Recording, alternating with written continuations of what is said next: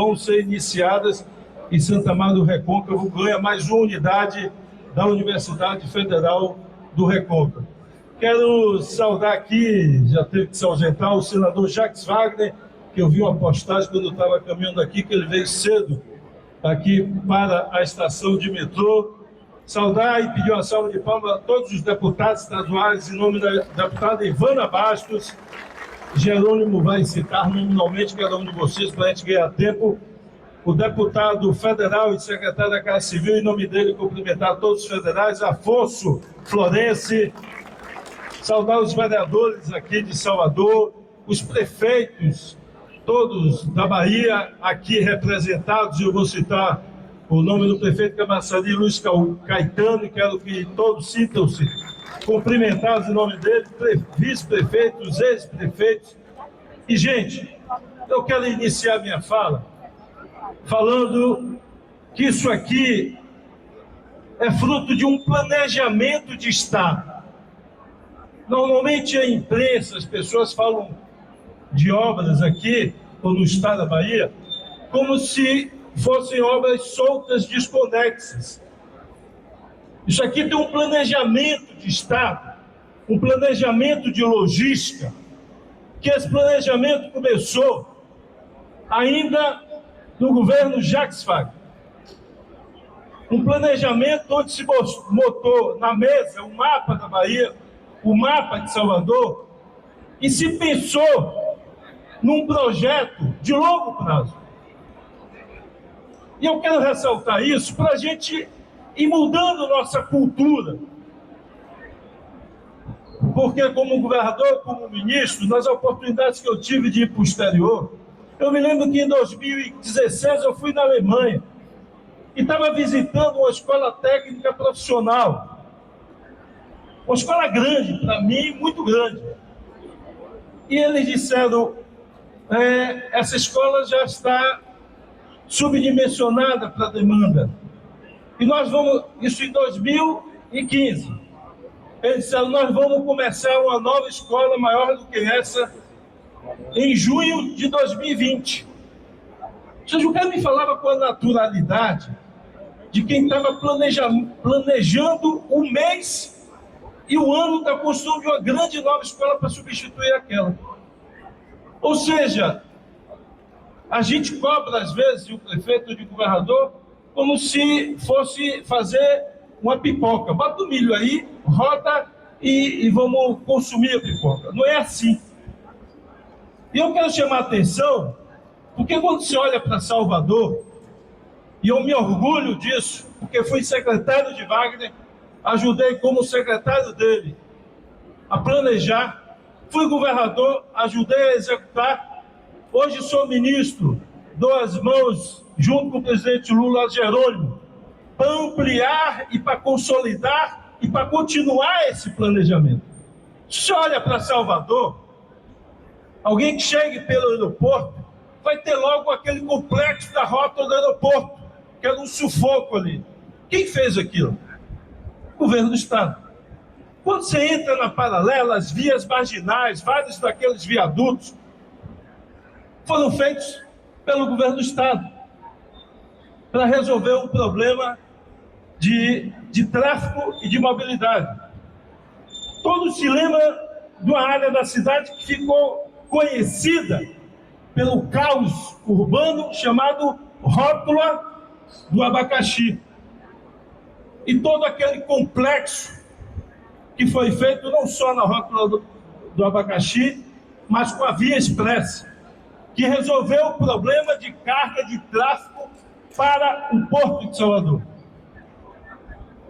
Quando você olha o mapa do metrô de Salvador, que hoje já tem 40 quilômetros, ele, portanto, e agora se amplia para o Campo Grande, e o presidente Lula veio com o Jerônimo para acompanhar o início das obras agora que vai acontecer, que a obra já foi licitada, já foi contratada, e, portanto, teremos início de obra, propriamente dito, para chegar ao Campo Grande. Chegar ao Campo Grande significa não só Campo Grande, porque muita gente que mora na periferia de Salvador trabalha no Garcia, trabalha na Vitória, trabalha no Canela, estuda no Canela, vai para várias clínicas ali, na Graça, e, portanto, essas pessoas hoje, quando vão de metrô, tem que saltar na Lapa para pegar um outro ônibus para poder tentar chegar. Ou desistem de pegar o metrô e ficam pegando aí várias horas de engarrafamento pela cidade. Agora não, elas vão saltar próximo do seu local de trabalho, vão saltar próximo da sua universidade, da sua clínica e, portanto, vão melhorar a vida das pessoas. E você olha aqui, passando o VLT, que a gente chama de VLT do subúrbio, porque ele inicialmente substituiu o trem do subúrbio, mas não é VLT do subúrbio, é VLT do subúrbio, é VLT de Simões Filho, é VLT da Estrada do Derba, da 29 de março e de Patamares. É o VLT do comércio, é o VLT da calçada de Itapajipe, e, portanto, ligando a cidade inteira, são mais 40 quilômetros. Se você imaginar, Salvador é um V entrando no mar. Nós temos a primeira linha na paralela, a segunda linha na BR e agora a terceira linha na outra borda atlântica, que é o VLT. E com os cruzamentos transversais dos corredores, que também foi o governo do estado que fez. Da Gal Costa, da ligação Pirajá-Lobato, da 29 de março, Orlando Gomes, que agora receberá o VLT. E aqui, estamos juntos, Jerônimo, de um grande investimento, a Estrada do Derba, que além do VLT vai receber toda a duplicação e modificar o tráfego com a região que tem os menores índices de desenvolvimento aqui de Salvador. Portanto, é esse planejamento que teve sequência, que está sendo executado. Isso faz parte de uma visão moderna. Isso aqui, alguém pode olhar e dizer, olha esse teto como é alto. Mas esse teto é alto, Jerônimo, porque a gente, na hora que concebeu a rodoviária, disse, e eu fui na China, China não tem nenhum terminal baixo. Eu chegava lá e ficava olhando o teto. Isso aqui, tem ar-condicionado aqui, não? Não. Olha a iluminação. Olha o conforto térmico quando você bota um pé direito desse tamanho. Então você faz equipamento mais sustentável, com menor consumo de energia, com melhor ventilação, com melhor mobilidade, com melhor ventilação aqui para todos. Enfim, um equipamento moderno que aqui já foi dito, será certificado para ter a qualidade reconhecida tecnicamente.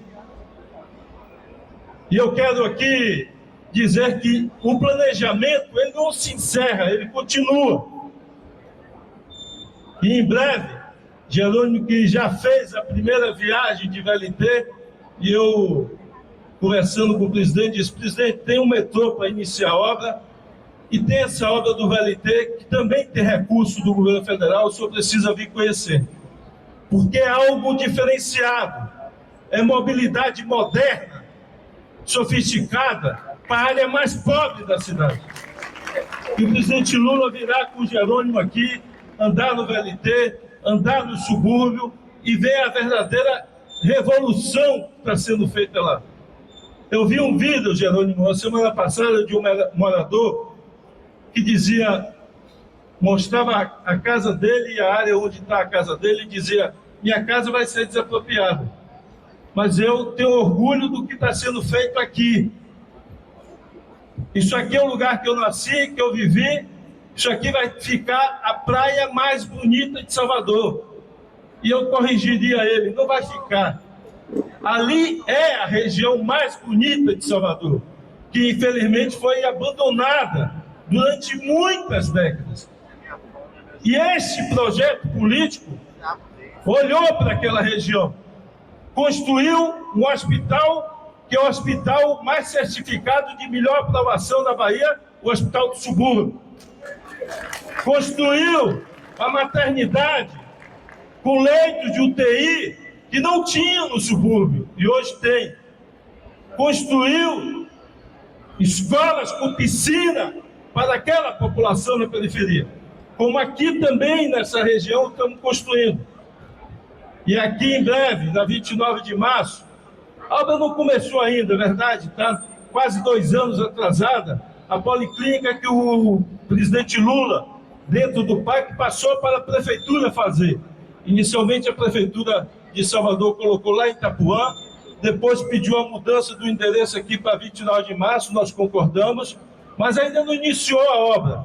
Mas logo, logo, com fé em Deus, eles vão iniciar essa obra mesmo atrasada para concluir, porque o povo aqui de Cajazeiras, da 29 de março, precisa de uma policlínica funcionando, e uma policlínica igual às 2 que o Estado construiu e que o Estado toca. Porque essa é a visão do presidente Lula. Não tem preconceito contra gestão. Se nós oferecemos policlínica e qualquer prefeito, qualquer governador resolveu fazer, a gente só lamenta que está demorando um pouco.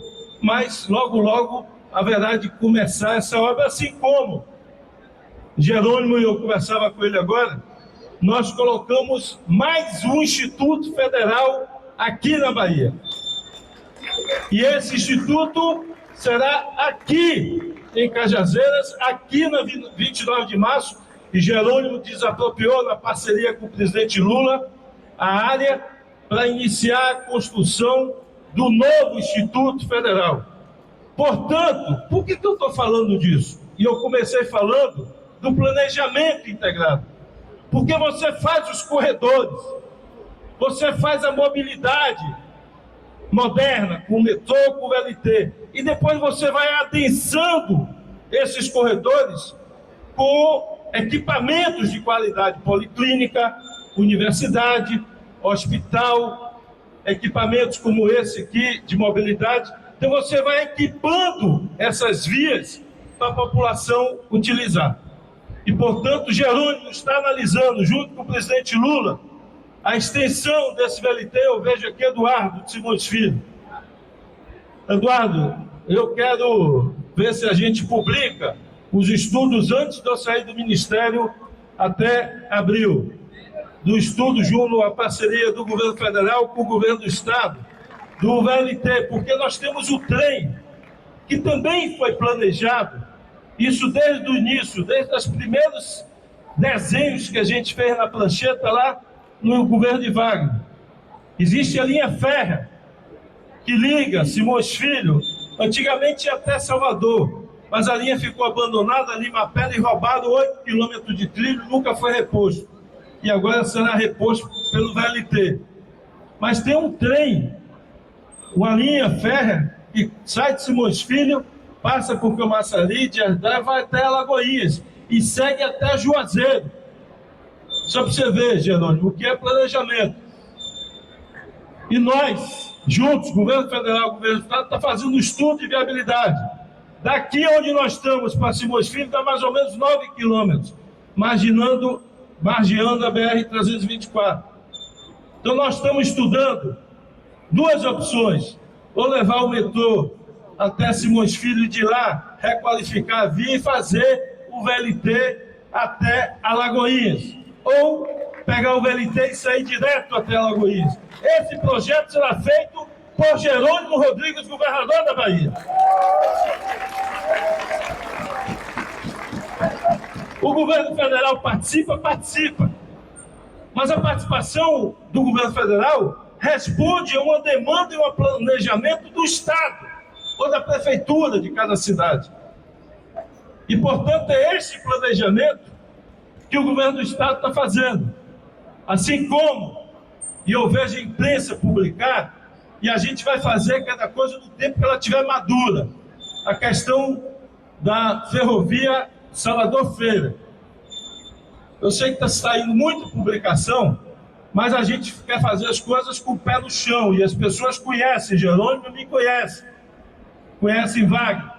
A gente não vai ficar falando coisa que a gente não está com os estudos ainda concretos, materializados. Eu vejo números na imprensa que nem de longe corresponde ao que seria um custo de uma ferrovia da onde nós estamos até a Feira de Santana. Então nós vamos falar com o povo da Bahia com seriedade.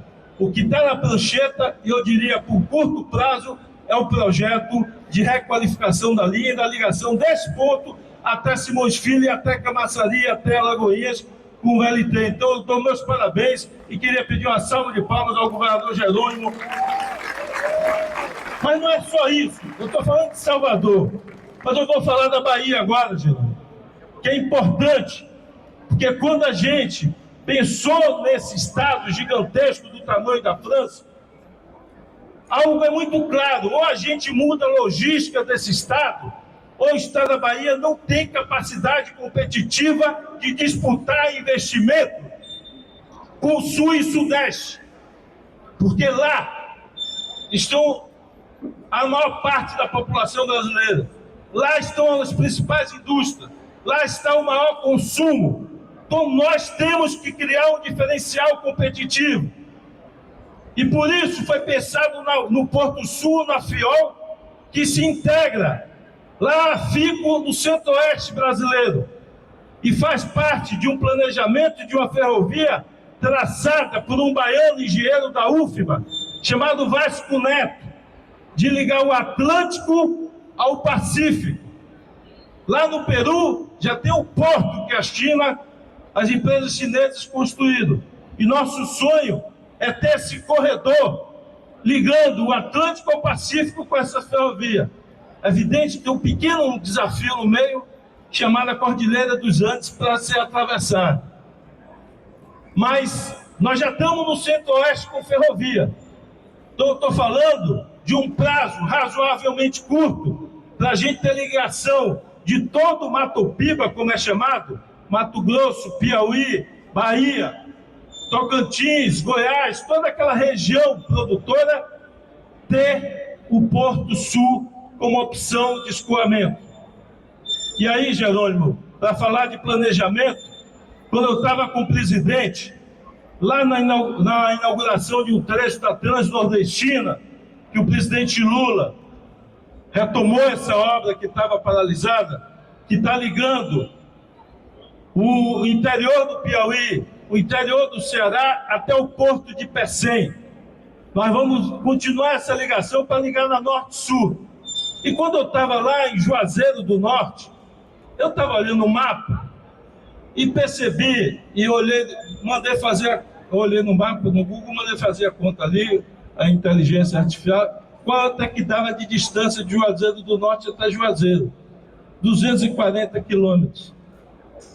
E eu chamei Renan e disse: Renan, vamos fazer o projeto e estudo de viabilidade para fazer esse trecho de ferrovia de Juazeiro da Bahia até Juazeiro do Norte. Porque a ferrovia já chega lá em Fortaleza. Se a gente fizer esse trecho, você já imaginou, e nós estamos fazendo também a ligação para Pernambuco, para Recife. Você já imaginou, com 240 quilômetros, que é o que falta? Porque a ferrovia na Bahia já existe, precisa ser requalificada. A Transnordestina está concluindo agora, até final do ano.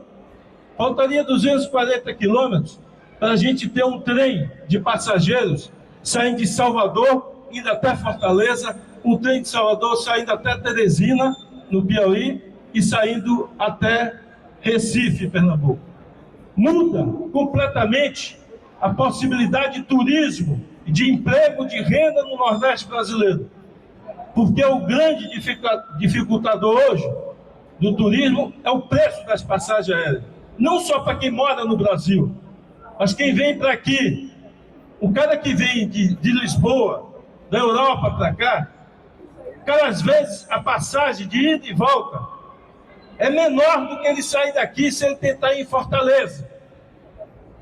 A passagem de Salvador-Fortaleza, em muitos momentos, é mais cara do que você ter a passagem para a Europa. Uma passagem para Recife, às vezes, é mais cara de avião do que ir para a Europa. E, portanto, se você tiver um equipamento confortável, customizado por perfil de renda de cada um, saia daqui com conforto para Fortaleza, para Recife, nós vamos dar um salto gigantesco no turismo nesse Nordeste brasileiro. É desse planejamento que nós estamos falando.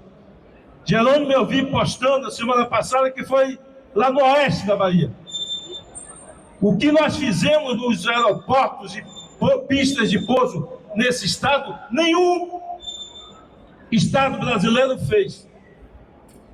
E logo, logo, Jerônimo, nós vamos inaugurar a nova policlínica de Remanso, que também, olha, eu fico toda hora instigado, porque para mim tem que ser valorizado. Remanso, quem sabe onde é Remanso aqui na Bahia, levanta a mão. É lá no norte, uma cidade de baixo recurso, lá no semiárido, no meio do sertão. Nós demos, o presidente Lula, em parceria com o Jerônimo, colocou 8 policlínicas. Da Ponte Salvador 9. No mesmo dia, na mesma data, em março de 2023, nós anunciamos. A de Remanso, vamos inaugurar até março. E a daqui ainda não começou. Então, salva de palmas para o prefeito de Remanso, que mostrou compromisso com a saúde e está executando. Então, são hoje 26 policlínicas, mais 8 que o governo do estado está construindo, nós vamos para 34 policlínicas na Bahia. É o maior número de policlínicas no Brasil. E isso também foi planejamento de estado. Num estado que uma ressonância em Teixeira de Freitas, que foi a primeira que nós inauguramos, Robson. Eu me lembro no dia da inauguração, a notícia era, Sola se lembra, uma ressonância que custava naquela época R$ 1.200. Na semana seguinte que nós inauguramos a policlínica, o preço baixou para 400 e o empresário fazia até parcelado em 10 vezes. O que nós estamos falando é de mudança de acesso à saúde, a um direito básico das pessoas. Então, o que hoje aqui eu queria destacar é isso, é que esta obra ela não é isolada, ela faz parte de um planejamento de modernização do Estado. E aqui não tem arremedo, não tem coisa improvisada, aqui tem coisa planejada, que às vezes atrasa. Isso aqui, a pandemia atrasou, como a ponte atrasou. E a pandemia prejudicou muito. Mas a ponte, para aqueles que ainda duvidam, nós vamos estar acompanhando agora o início da construção da ponte, que é outro vetor de desenvolvimento para o Baixo Sul da Bahia. E vocês verão, não tenho dúvida, eu peço a Deus que me permita estar vivo para ver a mudança da renda das pessoas, do emprego das pessoas, do outro lado. Porque quando a gente olha no mapa o PIB, a renda, o salário das pessoas, é uma diferença gigantesca daqui para o Baixo Sul. Quando a gente olha aquele potencial de turismo, e a gente fica se perguntando por que isso aqui não está bombando. Não está bombando pela dificuldade de acesso. E tem gente que ainda fica colocando em dúvida a necessidade dessa ponte. Vocês verão, e ali vejo o prefeito da Bahia com um abraço, vocês verão a revolução de renda, de emprego, de trabalho que o Sul, Baixo Sul e as ilhas terão com essa ponte Salvador-Itaparica, que vocês não tenham dúvida disso. E, portanto, parabéns, Jerônimo, você dá sequência a um planejamento de Estado, sem buscar improvisar e por vaidade pessoal. Provavelmente não deve faltar gente que chega no ouvido dele, deixa esse negócio para lá e vamos fazer coisa que a gente criou aqui na cabeça. Não, não se governa assim. Se governa com um grupo político que gosta de gente e planeja a médio e longo prazo para melhorar a vida das pessoas. Que Deus nos abençoe.